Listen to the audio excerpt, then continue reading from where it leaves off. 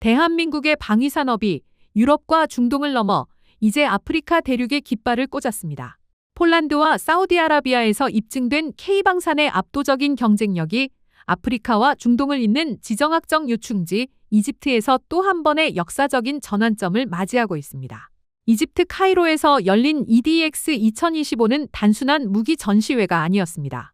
그것은 한국 방산 기업들이 글로벌 방산 시장의 변방에서 중심으로 올라섰음을 증명하는 상징적인 현장이었습니다. 이집트 국방부는 사막의 모래폭풍 속에서 이집트 국기를 단 K9 자주포 육문과 K10 탄약 운반 장갑차가 기동하며 포탄을 발사하는 영상을 전격 공개했습니다. 이는 2022년 체결된 2조 원 규모 계약의 실질적인 이행이자 한국산 무기체계가 북아프리카의 혹독한 기후와 지형을 완벽하게 정복했음을 전 세계에 알리는 신호탄이었습니다. 주목해야 할 점은 이집트가 K방산을 선택한 방식과 그 배경입니다.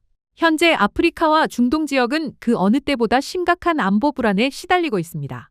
서방 무기에 의존해왔던 기존의 공급망은 우크라이나 전쟁 장기화와 글로벌 군비 경쟁 심화로 인해 사실상 붕괴 직전입니다. 돈을 지불해도 무기를 제때 인도받지 못하는 공급 절벽의 상황에서 이집트 군 당국은 신뢰할 수 있는 새로운 파트너를 절실히 필요로 했습니다. 여기서 한국은 경쟁국인 독일이나 미국과는 전혀 다른 파격적인 접근법을 제시했습니다. 바로 과감한 기술 이전과 심층적인 현지화 전략입니다. 전통적인 방산 강국들이 완제품 수출이나 제한적인 정비 기술 제공에 그치며 갑의 위치를 고수할 때 한국은 이집트가 갈망하던 방산 자주 독립의 니즈를 정확히 파악하고 이를 충족시켜주는 전략적 동반자를 자처했습니다. 한화 에어로스페이스가 이집트와 맺은 계약의 핵심은 3단계 국산화입니다. 이는 단순히 한국에서 만든 부품을 가져가 조립하는 수준을 넘어섭니다. 초기 단계에서는 한국산 차체와 포탑을 조립하지만 점차 범위를 넓혀 최종 단계에 이르면 자주포의 핵심 기술인 155mm 52구경장 포신까지 이집트 현지 공장에서 직접 깎아 만들게 됩니다. 이집트는 이를 통해 자체적인 생산 능력을 확보하여 기술 종속을 끊어내고 한국은 이집트를 거점으로 아프리카 전역에 부품과 기술을 공급하는 허브를 구축하는 철저한 윈윈 전략이 맞아떨어진 것입니다. 현지 군사 전문가들이 한국의 유연한 현지화 전략이 시장을 선점했다고 평가하는 이유가 바로 여기에 있습니다. 그렇다면 이집트가 도입하게 될 한국산 무기체계의 성능은 구체적으로 어떤 강점을 가질까요? 이번에 실전 배치된 K9A1 EGY 모델은 이집트의 고온과 미세먼지 환경에 특화된 파생형입니다. 엔진의 냉각 성능을 강화하고 미세먼지를 걸러내는 특수 필터를 장착했습니다. 이미 전 세계 자주포 시장 점유율의 50%를 넘기며 글로벌 표준으로 자리 잡은 K9은 독일의 PGH-2000과 같은 최고급 기종과 대등한 성능을 발휘하면서도 가격 경쟁력과 운용 유지 보수 측면에서는 압도적인 우위를 점하고 있습니다. 더욱 중요한 것은 패키지 운용 능력입니다. 이집트 국방부가 공개한 영상에는 K9뿐만 아니라 K10 탄약 운반 장갑차와 K11 사격 통제 장갑차가 함께 등장했습니다. K10은 로봇 팔을 이용해 분당 12발 이상의 포탄을 K9에 자동으로 공급합니다. 병사들이 무거운 포탄을 직접 나르다 지칠 수 있는 40도 이상의 사막 환경에서 이 자동화 시스템은 전투 지속 능력을 비약적으로 상승시키는 핵심 전력입니다. 즉, 한국은 단순히 대포를 판 것이 아니라 포병 부대 전체를 효율적으로 운용할 수 있는 시스템을 수출한 것입니다. 한화 에어로스페이스는 여기서 멈추지 않고 미래 전장을 위한 통합 솔루션을 제안했습니다. 지상 전력인 K9 뒤에는 다연장 로켓 천무가 버티고 있습니다.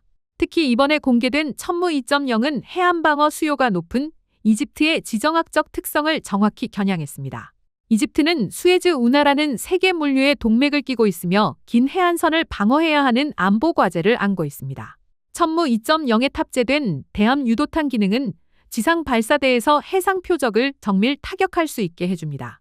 값비싼 구축함을 늘리기 부담스러운 북아프리카 국가들에게 트럭 한 대에서 발사되는 미사일로 적 함정을 거부할 수 있는 천무 시스템은 비대칭 전력으로서 거부하기 힘든 매력적인 선택지입니다. 또한 청검 공대지 유도탄의 양산 소식은 K방산의 기술적 도약을 상징합니다. 한화 에어로스페이스가 독자 개발의 2차 양산에 돌입한 청검은 발사 후 운용자 개입 기술을 적용했습니다. 미사일을 쏘고 난 뒤에도 유선 데이터 링크를 통해 표적을 변경하거나 타격 지점을 수정할 수 있습니다. 이는 산악 지형이나 시가전 혹은 민간인과 섞여 있는 게릴라전 등 전장의 불확실성이 높은 현대전에서 오폭을 방지하고 타격 성공률을 높이는 핵심 기술입니다. 이러한 전방위적인 수출 확대는 한국 방산 기업들의 내부 체질 개선과 맞물려 시너지를 내고 있습니다. 또한 최근 개정된 방위사업법은 기업들에게 날개를 달아주었습니다. 과거에는 수출용 장비를 개조하거나 테스트하기 위해 군에서 장비를 빌려야 했고, 이 과정에서 복잡한 승인 절차와 막대한 대여 비용이 발생했습니다. 하지만 법 개정으로 기업이 직접 무기체계를 생산해 자체 보유할 수 있게 되면서 고객이 원하는 성능 개량과 시연을 즉각적으로 수행할 수 있게 되었습니다. 두세 달씩 걸리던 행정 절차가 사라지면서 R&D와 마케팅의 속도가 비약적으로 빨라진 것입니다. 이제 한국 기업들은 바이어가 원하면 언제든 자체 보유한 장비를 꺼내어 성능을 증명할 수 있는 기동성을 확보했습니다. 또한 대외적인 경제 변수도 한국 방산에 힘을 실어주고 있습니다.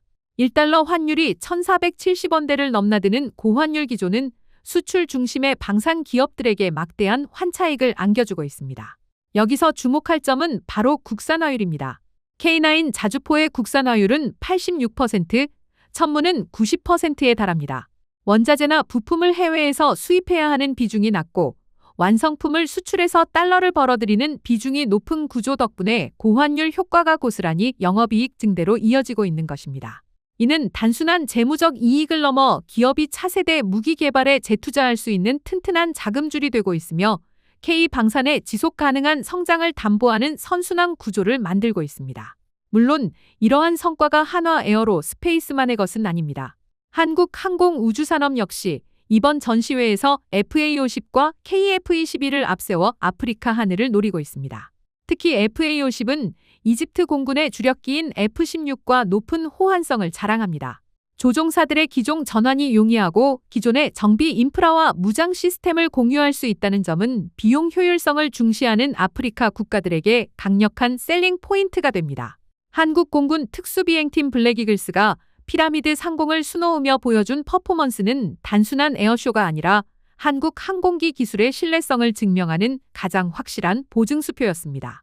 결국 지금 우리가 목격하고 있는 것은 단순한 무기 판매 계약 체결이 아닙니다. 대한민국이라는 국가 브랜드가 신뢰할 수 있는 안보 파트너로서 세계 무대에서 영향력을 넓혀가고 있는 과정입니다. 제인스를 비롯한 해외 군사 전문 매체들은 향후 10년간 아프리카 주요 6개국의 국방비 지출이 1,366억 달러를 넘어설 것으로 전망하고 있습니다. 이 거대한 시장은 아직 특정 강대국이 독점하지 않은 기회의 땅이자 미래 방산 시장의 판도를 바꿀 격전지입니다.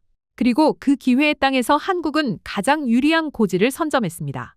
납기 준수라는 성실함, 실전에서 검증된 성능, 합리적인 가격, 그리고 상대국의 산업 발전까지 고려하는 진정성 있는 기술 이전 전략. 이 4가지 요소가 결합된 K방산 패키지는 이제 유럽을 넘어 아프리카 대륙 전체로 그 영향력을 확장하고 있습니다. 이집트의 사막에서 시작된 변화의 바람은 앞으로 한국 방위산업이 나아가야 할 방향을 명확히 보여줍니다. 위기 속에서 기회를 포착하고 불가능해 보이던 시장을 개척해낸 K방산의 거침없는 행보는 앞으로도 세계 안보 지형의 중요한 변수로 계속 작용할 것입니다.